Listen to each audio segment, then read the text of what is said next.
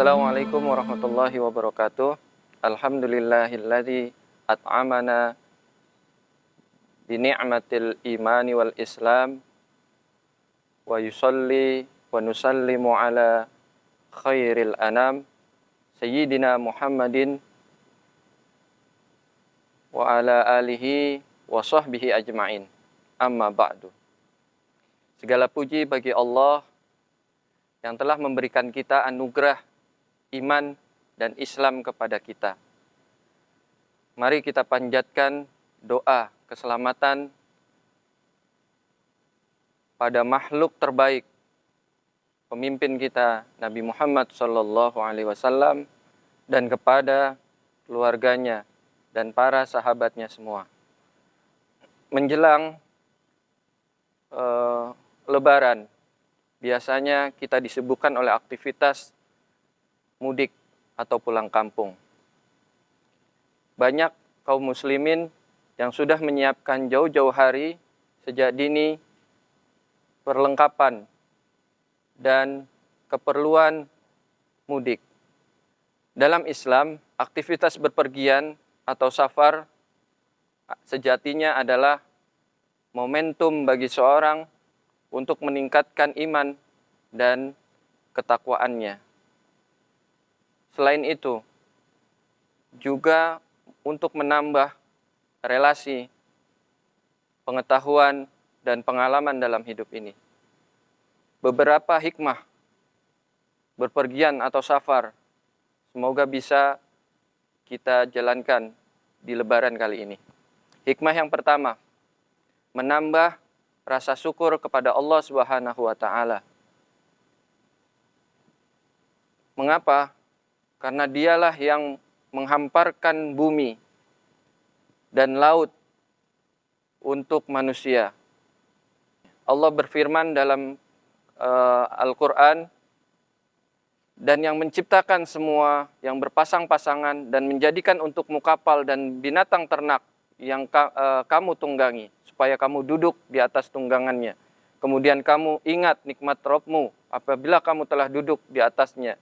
Dan supaya kamu mengucapkan, Maha Suci Rabb yang telah menundukkan semua ini bagi kami, padahal kami sebelumnya tidak mampu menguasainya.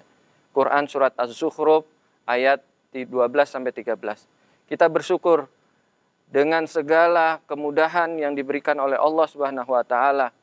Kita mampu menempuh perjalanan jauh, baik darat, laut, maupun udara.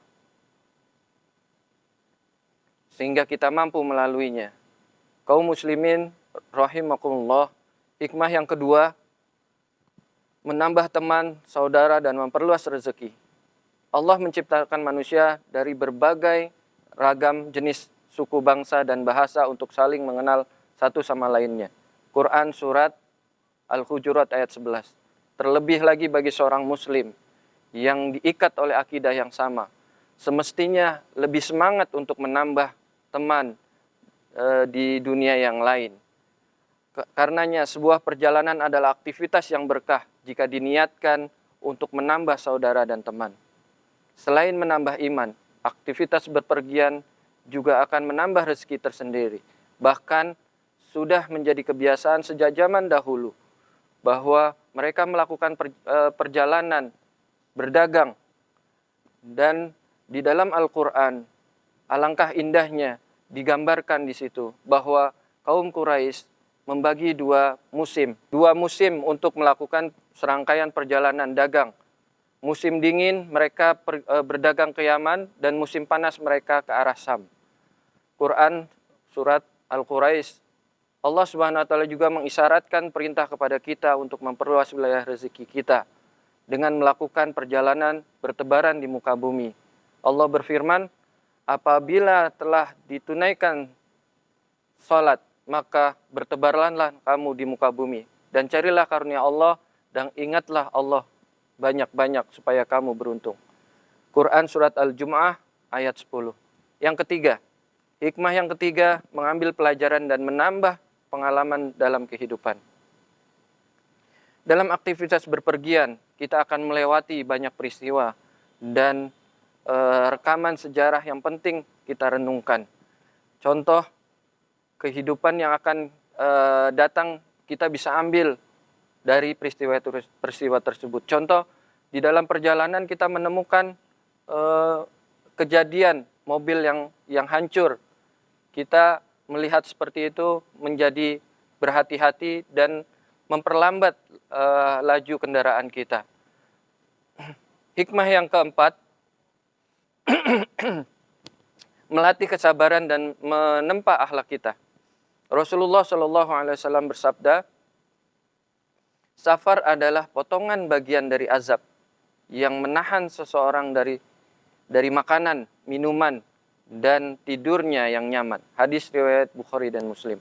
Hadis di atas menjelaskan secara umum, seorang yang berpergian akan mendapatkan banyak rintangan, kesukaran, ketidaknyamanan, meninggalkan keluarga, dan membutuhkan sebuah kesabaran. Di dalam safar pun terkadang ditemukan hambatan yang beragam, dan semua menuntut hati yang lapang penuh kesabaran. Apalagi fenomena di negara kita saat ini, mudik, akan banyak kita temui rintangan, baik melalui udara, laut, bahkan darat, yang sangat berat kita dalam perjalanan. Benarlah kata Ibnu Munzir, bahwa safar akan menunjukkan watak asli seorang.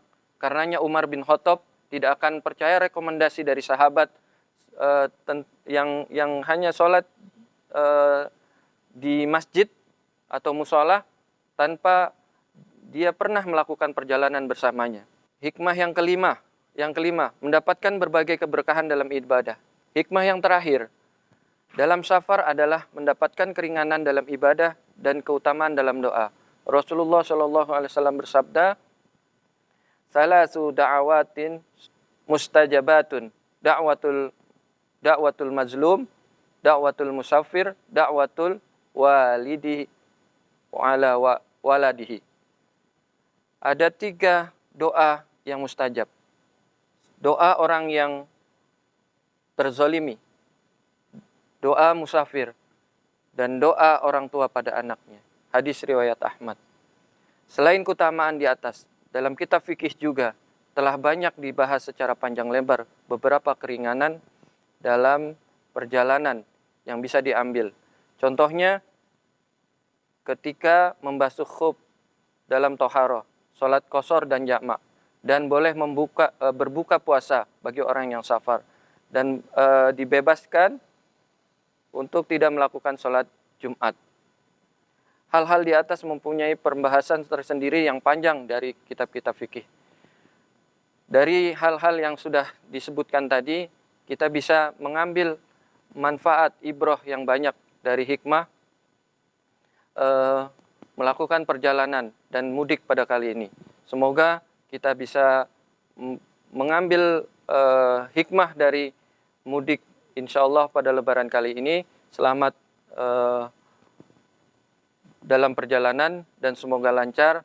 Wabillahi taufiq wal hidayah. Wassalamualaikum warahmatullahi wabarakatuh.